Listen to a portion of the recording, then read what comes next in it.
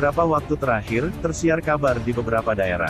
Para petani merusak dan membakar daun tembakau hasil panen mereka. Daun-daun tembakau yang masih ada di tanaman dicabut sebelum waktunya panen, sementara daun-daun yang telah dirajang dan dijemur disiram bensin lalu dibakar. Petani betul-betul melampiaskan kekecewaan dan kekesalannya. Di mana industri hasil tembakau, hingga saat ini masih menyisakan beberapa persoalan. Yakni terjadinya ketidakpastian harga, dan fluktuasi harga jual di tingkat petani. Dari turunnya produksi rokok dalam kurun 3 tahun terakhir, dan diberlakukannya kenaikan cukai sebesar 23%, makin menambah beban petani tembakau. Tak ingin hal itu terjadi di Lumajang, terlebih di saat masa pandemi COVID-19 seperti saat ini.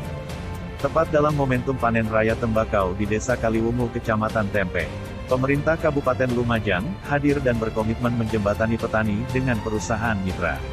Sekaligus mendorong dan berkebijakan agar petani tembakau melakukan kemitraan secara berkelanjutan, di mana pola kemitraan akan mengurangi beban petani.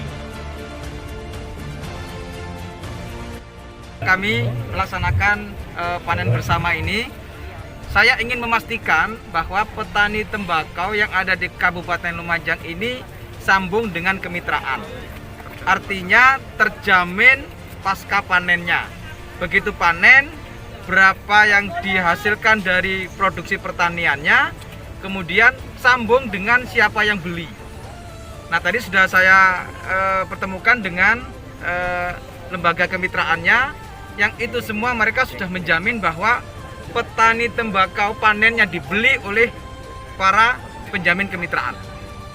Nah, ini yang saya pastikan bahwa di Lumajang, kami pastikan bahwa kemitraan ini terus berlanjut dan terus sambung, yang ini yang menjadi jaminan bagi para petani tembakau yang ada di Kabupaten Lumajang. Persoalan industri hasil tembakau dalam isu kemitraan, harus didorong oleh kemudahan regulasi. Kerjasama perlu dan harus dilakukan, sehingga dari sisi perusahaan mitra mendapat benefit terkait kepastian suplai produk tembakau. Dari sisi petani harus ada kepastian pasar, sehingga hal ini memberikan keuntungan bagi kedua pihak. Dengan adanya pola kemitraan yang berkelanjutan, harus terpenuhi beberapa syarat diantaranya.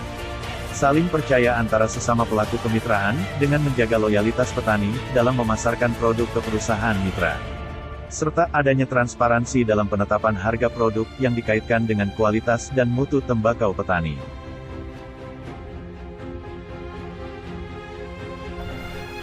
Dinamika pertembakauan saat ini di musim tahun 2020, selain informasi BMKG kemarau basah, kemudian regulasi juga agak kurang berpihak kepada kami.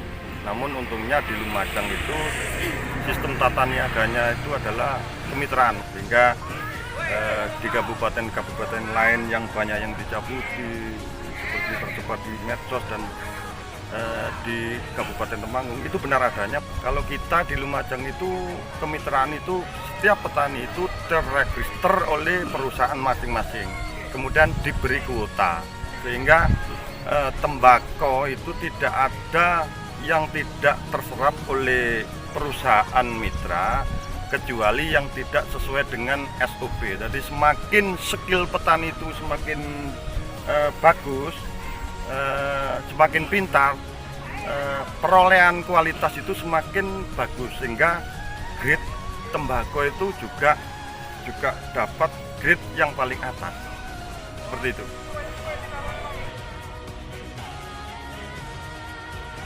Pemerintah terus hadir di sisi petani dengan memberikan pendampingan, sekaligus menyalurkan fasilitas bantuan prasarana dan sarana produksi pertanian, agar produktivitas dan mutu hasil pertanian dapat ditingkatkan.